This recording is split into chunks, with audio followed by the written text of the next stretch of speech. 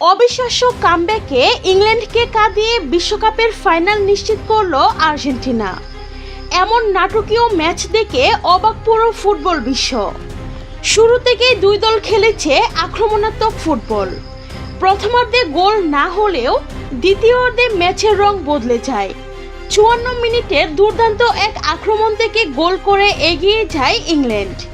সেই গোলের পর অনেকেই ভেবেছিলেন হয়তো ফাইনালের টিকিট নিশ্চিত করে ফেলেছে ইংলিশরা, কিন্তু মেসির আর্জেন্টিনা হাল ছাড়েনি।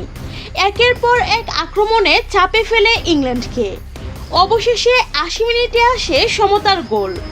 সেই গোলেই যেন নতুন করে প্রাণ ফিরে পায় আর্জেন্টিনা।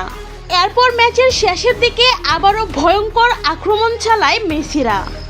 দুর্দান্ত এক সুযোগ কাজে লাগিয়ে আরও একটি গোল করে ম্যাচের মোড় পুরোপুরি ঘুরিয়ে দেয় আর্জেন্টিনা।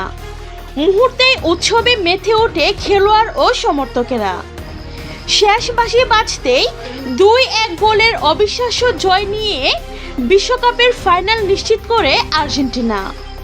অসাধারণ এই কামব্যাক প্রমাণ করে দিল শেষ বাঁশি বাজার আগে ফুটবলে কিছুই শেষ নয়।